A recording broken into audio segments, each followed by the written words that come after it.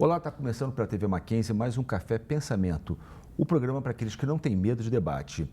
Hoje nós temos aqui a presença da Rita Sanches, que é pesquisadora na área de pesquisa de mercado. Hoje nós vamos tratar sobre a relação entre pesquisa de mercado e ética. Rita, muito obrigado por ter aceito aqui o nosso convite. E para começar já, eu queria perguntar como historicamente começou a pesquisa de mercado aqui no Brasil? Professor, primeiramente eu que agradeço ao convite, o seu convite estar participando desse programa e estou muito honrada de estar aqui. A pesquisa de mercado é uma ferramenta de coleta de informação, só que é feita de forma científica e sistemática e ela só pode ser chamada pesquisa quando ela segue os métodos, e a questão científica. Lá atrás, o primeiro registro que se tem de uma pesquisa de mercado oficial data de mais de 130 anos. Aqui no Brasil? Não, no Brasil não, no mundo. Tá. Por volta de 1839. No Brasil, as primeiras pesquisas foram por volta de 1930. Tá. Já convivemos com a pesquisa, com a busca de dados, com os censos há bastante tempo.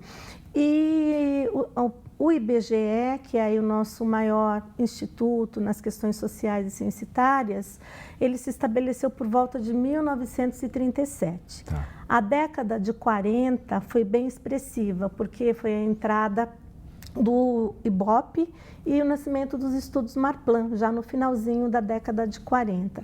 E depois vieram os grandes institutos, os estudos, e mais por volta de 1970, 1980, ela passou a ser uma ferramenta incisiva do marketing, Então começou a ser mais vista nos negócios. Quais são as áreas que se utilizam mais de pesquisa de mercado? Por exemplo, é a indústria, é o comércio, é a política, ou isso é indiferente? Não, é indiferente. Todas as áreas utilizam pesquisa de mercado.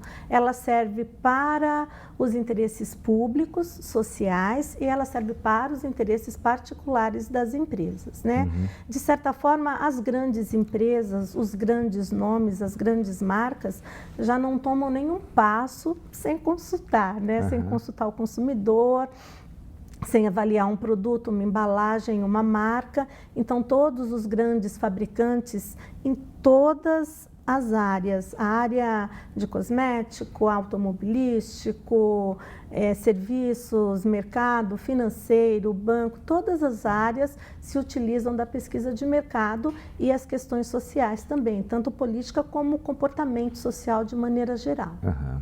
Rita, nós sabemos que até agora, as pesquisas de mercado, embora me parece que isso vai mudar muito, vai mudar bastante com a questão da internet, mas geralmente são pessoas que fazem a pesquisa de mercado. A coleta. A coleta.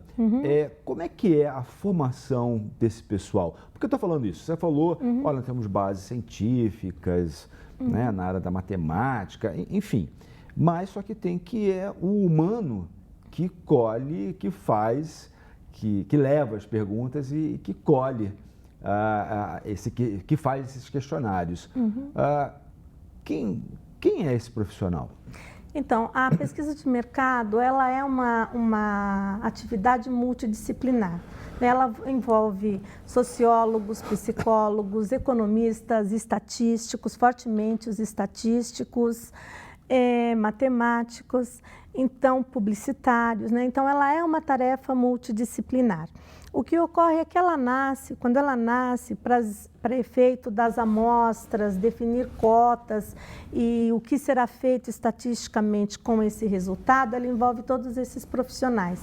A elaboração do questionário, ela envolve também muitos profissionais, mas mais o profissional analista, o gerente, o cliente. Quando ela chega na mão do profissional que vai aplicar esse questionário, ele é treinado apenas para a aplicação daquele questionário. E nem sempre ele tem a formação ou a consciência de todo o processo para gerar aquele questionário e também não tem consciência depois de toda a utilização que será feita daquele questionário que está sendo aplicado.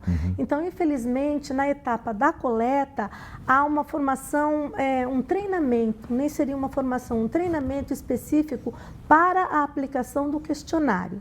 O profissional que faz a coleta, ele está bem distante, muitas vezes, de compreender o interesse do cliente, o interesse da fonte que está pedindo aquela informação e também de todos os profissionais envolvidos para gerar aquele questionário. Acaba sendo uma coisa mecânica. Então, nesse aspecto, não põe em risco toda a pesquisa, né? Tendo em vista que esse profissional ele faz uma coisa mecânica e se ele aparentemente não tem uma formação adequada, isso não compromete a pesquisa?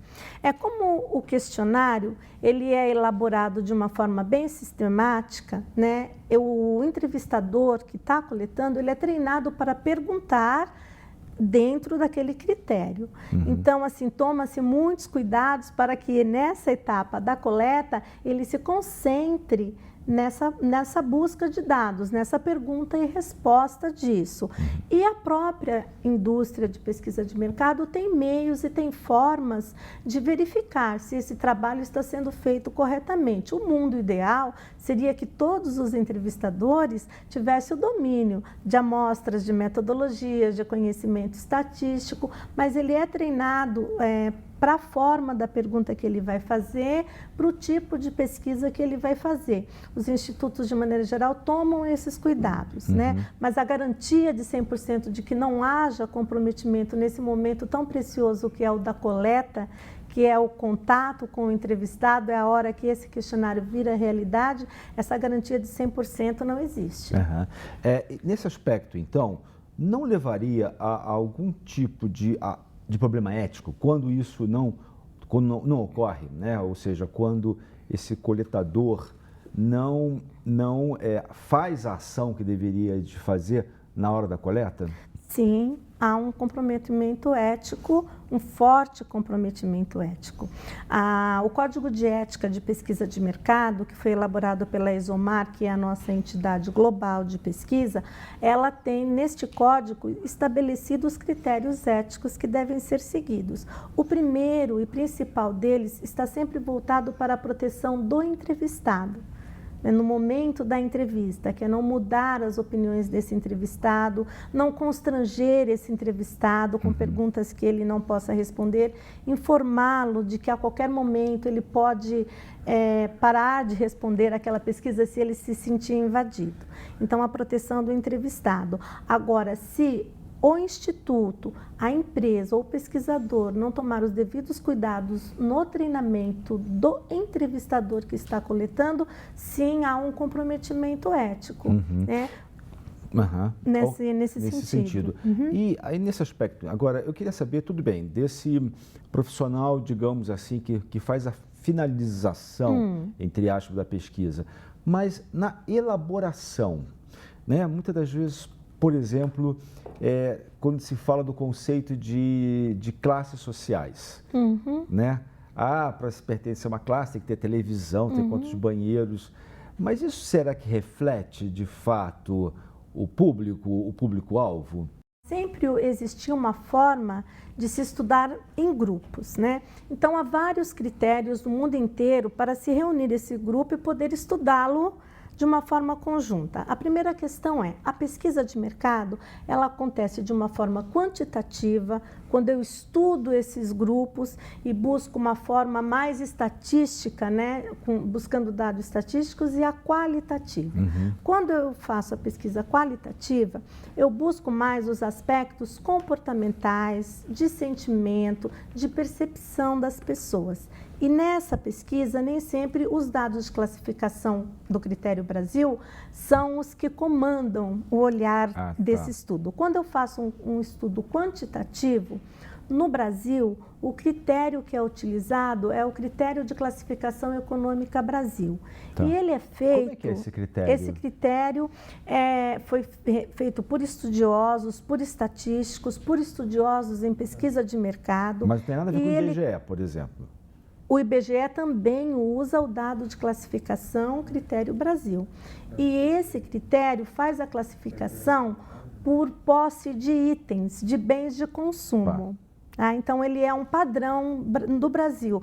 Poderia-se usar outros padrões, mas estudos profundos chegou-se à conclusão de que esse é o que você pode classificar a população do Brasil inteiro, que você pode usar itens que um televisor existe na casa de alguém que está na grande capital e também de alguém que está nas partes mais afastadas do país. Então, os itens que compõem são itens que procuram dar uma homogeneidade a essa classificação.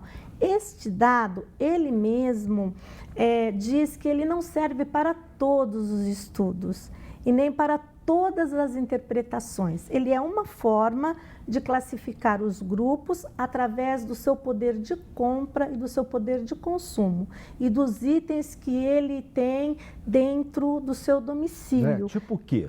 Então, ele é um domicílio, né? O dado que está dentro do domicílio, então não utiliza o dado e a questão individual para estudar o grupo.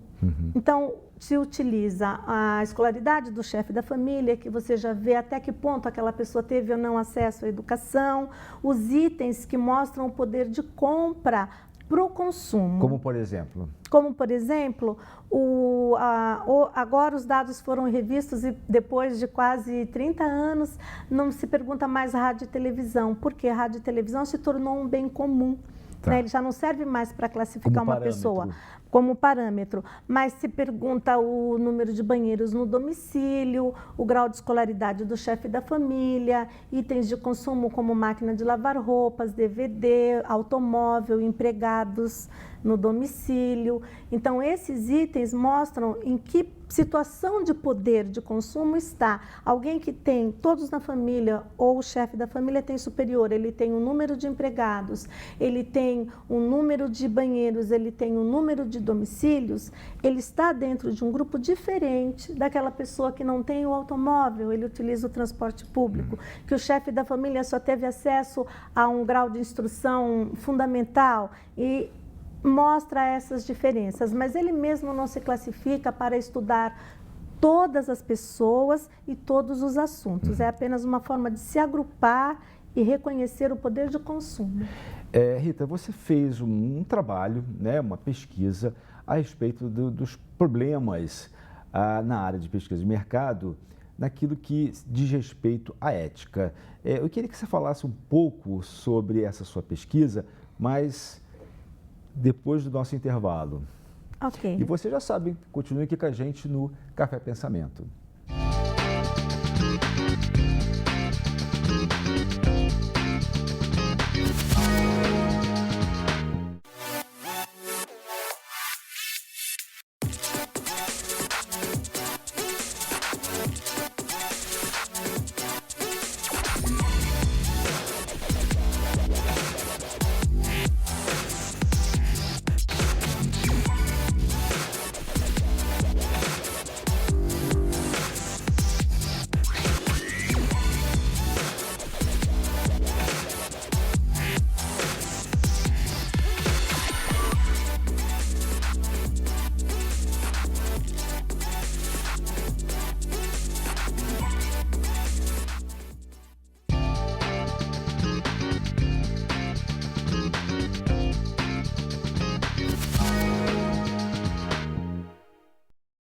Olá, estamos de volta ao Café Pensamento, hoje com a Rita Sanches, que está falando para nós sobre a relação entre ética e pesquisa de mercado. Rita, no bloco anterior eu tinha terminado falando sobre a sua pesquisa a respeito da relação entre pesquisa de mercado e ética. Eu queria que você falasse um pouquinho dessa sua pesquisa. Ok. Bem, há uma profunda ligação entre a pesquisa de mercado e a ética, porque ela fala com pessoas, ela capta sensações, ela capta a opinião das pessoas, né? E gera informação. Então, uma informação incorreta, ela pode levar a prejuízos sociais, a prejuízos financeiros das empresas. Então, há essa profunda ligação da pesquisa com a ética. Eu sou uma profissional de pesquisa que por mais de 20 anos atuei na etapa de coleta. Então, eu conheço bem o trabalho do entrevistador. Depois que o questionário está pronto, no momento que essa etapa de coleta começa a acontecer, né? E por que eu quis fazer esse trabalho? Até por esse amor, por esse carinho que eu tenho por essa etapa e porque foi a minha a grande parte da minha atuação. Então, o que acontece? O entrevistador, ele está sujeito a N questões do mercado de pesquisa, como, por exemplo, o fato da profissão não ser regulamentada no Brasil. Então, tem várias atividades que a pesquisa incorpora que são regulamentadas, mas a pesquisa de mercado não é. E, por isso, nem sempre ela tem regras específicas para a questão da pesquisa de mercado. E o entrevistador já é um problema, né? Já é um problema, né? Porque assim, nós buscamos, nos apoiamos no Código de Ética da ESOMAR, existe O que é a ESOMAR? A ESOMAR ela é uma entidade global que regulamenta as ações éticas e a pesquisa de mercado no mundo.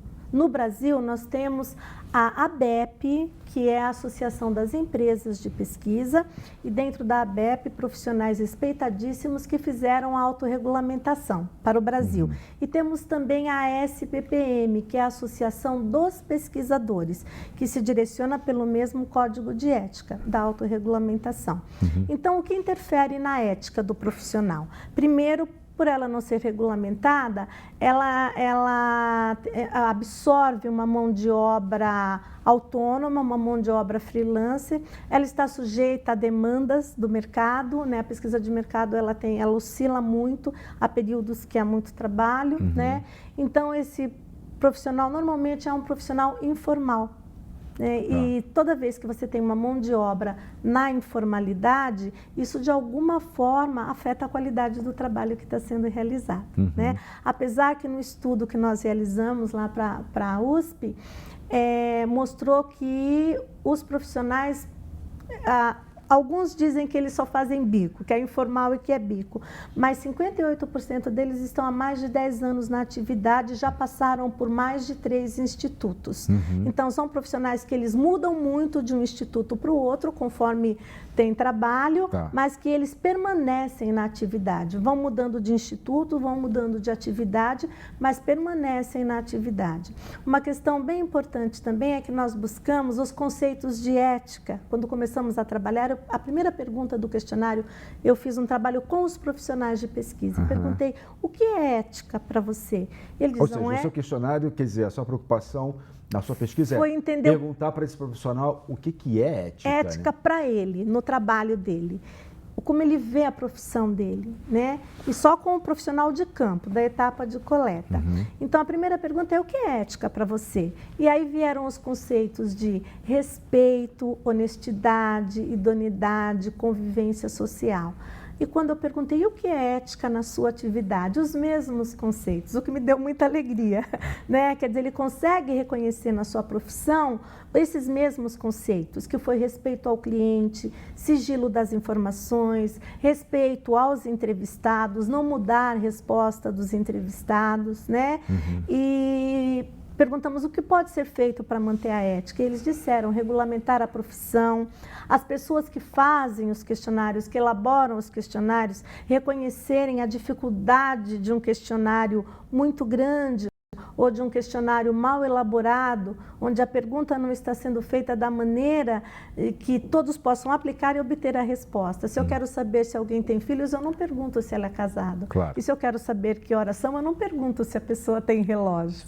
Né? Então, eles se queixaram muito de perguntas que são feitas nem sempre de forma objetiva. Então, só para eu entender, Rita, na verdade, então, eles, apesar da profissão desse pessoal, né, não ser regulamentada, eles serem informais, mas, de modo geral, eles têm uma preocupação, eles têm um cuidado, né, um cuidado ético na realização da pesquisa. E nesse aspecto, pelo que você está falando, pelo que eu entendi, eles também questionam as próprias perguntas, as próprias estruturas. As próprias estruturas. Do questionário. Isso é muito interessante, né? Quer dizer, eles começam a perceber, essa questão aqui, na realidade, tem uma falha, né? No sentido de ela não está dando conta do que ela está propondo. É isso? Exatamente isso, porque é um conjunto. A pesquisa ela é um conjunto. Eu vou coletar uma informação. Então, o que eu pergunto tem que ser correto. A minha amostra, as pessoas que eu vou buscar, tem que ser uma amostra estatisticamente o mais perfeito possível da realidade. E o entrevistador, quando ele está atuando, ele percebe essa dificuldade, né? Ele percebe que quando esse questionário é elaborado, que quando as questões estão claras, que quando ele está tendo a percepção do que o cliente ou do que o questionário vai buscar, o trabalho dele se torna muito melhor e com uma qualidade melhor então, também. Nesse aspecto, os institutos, eles deveriam ter uma preocupação de ter um canal de comunicação para quem faz os questionários, para quem elabora os questionários e para aquele que vai aplicar, né? Sim, deveria, e eles se queixam disso também, dessa distância, às vezes, de um grande gerente, de um grande analista, de um grande nome da pesquisa de mercado, muitas vezes não está próximo desse profissional que está realizando a coleta. E essa integração, quando acontece, ela traz um resultado excelente. Quando o entrevistador tem a consciência de que o questionário que ele está aplicando tem essa finalidade, que esse perfil de pessoa é muito específico, a qualidade geral do trabalho melhora muito, né? Ô Rita, eu estava vendo que agora, cada vez mais, irá ser substituído esse profissional, né? Que as questões, elas vão principalmente via internet, elas vão diretamente para aquele que irá ser questionado, né? Que vai receber. Me parece, então, aí que vai começar a haver outros tipos de problemas, né? Porque, por enquanto, a gente tem esse profissional que pode questionar, essa questão aqui não tá bem elaborada, né? E agora não, quando tudo se torna, digamos assim, virtual, quem é que, quer dizer, não vai ter mais nenhum elemento crítico para poder verificar, não diria verificar, mas no sentido de começar a criar uma consciência crítica em relação aos próprios questionários. Quando isso vai automaticamente para alguém, acaba não mais havendo isso, né? E aí você não prevê aí problemas nessa área? Os problemas já estão acontecendo na pesquisa de mercado. Nós estamos vivendo um momento de que a pesquisa de mercado está havendo um ruído muito grande nessa questão das tecnologias. As tecnologias não mexeram só com a pesquisa de mercado, elas mexeram com a forma que as pessoas namoram, né?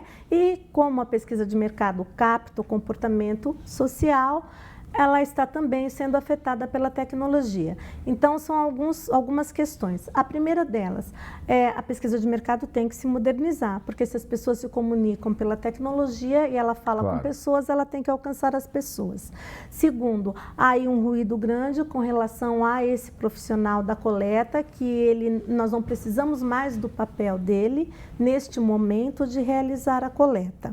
Mas não são todos os públicos e nem todos os estudos que serão alcançados pela tecnologia.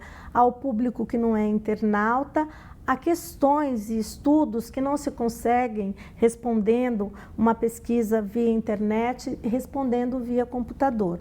O que tem acontecido é um mix entre uma parte da amostra alcançar os internautas e uma outra parte ser feita ainda face a face, de forma presencial ou por telefone, mas tendo ainda a pessoa do entrevistador.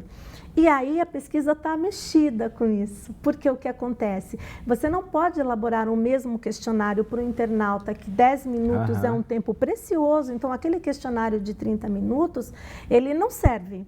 Ele acontece ainda nas coletas usando a tecnologia, mas ele não pode ser assim. Então, todos os pesquisadores estão estudando a melhor forma de integrar um questionário que alcance os internautas, uma coleta que possa ser feita via internet e as outras que não serão feitas e que não tem como serem feitas dessa forma e que continua ainda utilizando o entrevistador. Mas a tendência é que haja cada vez menos, até pelo acesso das pessoas à tecnologia cada vez menos, as pesquisas utilizando o entrevistador e cada vez mais o crescimento da tecnologia. E isso mexe diretamente com a vida desse profissional. E a indústria de pesquisa de mercado ainda não sabe o que fazer com isso. Está sendo uma migração lenta, uma migração difícil, né? Estamos todos nos adaptando a essa nova realidade. Porque eu pergunto o seguinte, às vezes eu tenho uma preocupação com essa tecnificação, digamos assim, e que essa pesquisa pode acabar muito burocrática, né? Alguém que vai, olha, tudo acaba ficando tudo muito mecanizado e se perde, por assim dizer, o significado real daquilo que está sendo pesquisado, daquilo que está sendo investigado.